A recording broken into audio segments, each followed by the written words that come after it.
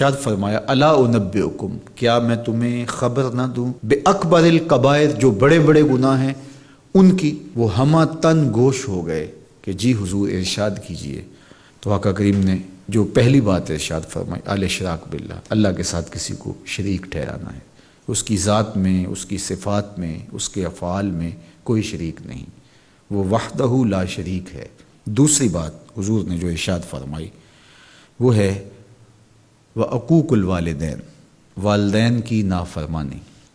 امام فخر الدین رازی نے تفسیر کبیر میں لکھا ہے کہ انسان کے وجود کا سبب حقیقی ذات باری تعالیٰ ہے اور سبب مجازی والدین ہیں.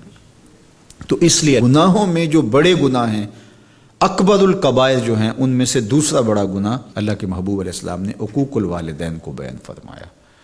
تو والدین کے ساتھ حسن سلوک کرنے کی ہمیں تلقین کی گئی، اور یہ شریعت اسلامیہ کا ہم سے تقاضا ہے. اور ویسے بھی اولاد اگر طبعاً فطرتاً شکر گزار ہو تو وہ ہو ہی نہیں سکتا کہ وہ اپنے والدین کی نافرمانی کرے. اللہ کے محبوب علیہ السلام نے ایک موقع پہ ارشاد فرمایا کہ ملعون من سب اباہ، ملعون من سب اباہ، وہ شخص لعنتی ہے جو اپنے ماں باپ کو گالی دیتا ہے. تو کتنی سخت مذمت کی گئی اس شخص کی جو والدین کی نافرمانی کرتا ہے. ایک موقع پہ حضور علیہ السلام نے فرمایا رغم انف ثم رغم انف ثم رغم انف، 3 مرتبہ فرمایا. اس شخص کی ناک خاک آلود ہو، پھر اس کی ناک خاک آلود ہو، پھر تیسری مرتبہ فرمایا اس شخص کی ناک خاک آلود ہو. تو قیلا من یا رسول اللہ صلی اللہ علیہ وسلم، عرض کی یا رسول اللہ کس کی ناک خاک آلود ہو؟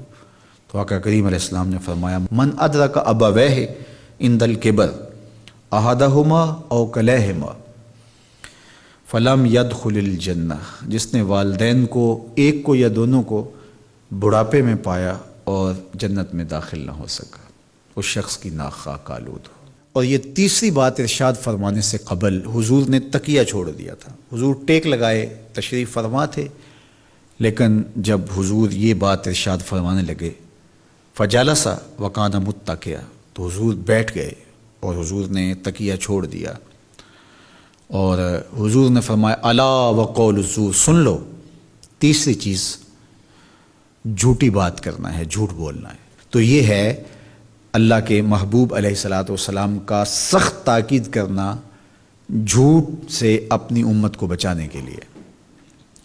اچھا یہاں ایک بات رک کے یہ سمجھ لیں کہ جھوٹ بہت بری چیز ہے، لیکن شرک اس سے بڑا گناہ ہے.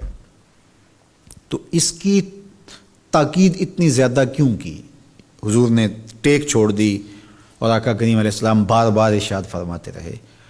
تو اس کی وجہ یہ ہے کہ شرک کو بڑا گناہ سارے سمجھتے ہیں. اسی طرح ماں باپ کی نافرمانی ہر شخص سمجھتا ہے کہ یہ بہت بڑا گناہ ہے. اور اگر کوئی شخص ماں باپ کا بے ادب ہو، گستاخ ہو، تو لوگوں کی نظروں میں بھی وہ گر جاتا ہے کہ یہ برا شخص ہے کہ ماں باپ کے ساتھ بدسلوکی کر رہا ہے. تو یہ دو گناہ ایسے ہیں کہ جو لوگوں کو اچھی طرح معلوم ہے، لیکن عمومی طور پہ جھوٹ بعض معاشروں کے اندر یوں رچ بس جاتا ہے کہ اس کو عیب نہیں سمجھا جاتا. اس لیے حضور نے اس پر خاص تاکید کی اور ٹیک چھوڑ کے آگے بڑھے اور پھر بار بار ارشاد فرماتے رہے کہ اس کو چھوٹا نہ سمجھنا. جس طرح اکبر الکبائر میں شرک ہے، اکبر الکبائر میں عقوق الوالدین ہے، اسی طرح یہ بھی اکبر الکبائر میں شامل ہے کہ کوئی شخص جھوٹ بولے. تو جھوٹ بولنا یہ اللہ کی ناراضگی کا سبب اور ذریعہ ہے. تقریباً 200 قرآنی آیات جھوٹ کی مذمت اور جھوٹ سے بچنے کی تاکید اور ترغیب میں ہیں، اور سینکڑوں احادیث جھوٹ کی مذمت میں اور جھوٹ سے دامن کو بچانے کی تلقین پر مشتمل ہیں. تو اس لیے اللہ کی بارگاہ میں یہ دعا مانگیں کہ اللہ ہمیں جھوٹ کے مرض سے نجات دے اور ہمیں ہمیشہ سچ اور سچائی کی توفیق سے مالا مال کرے.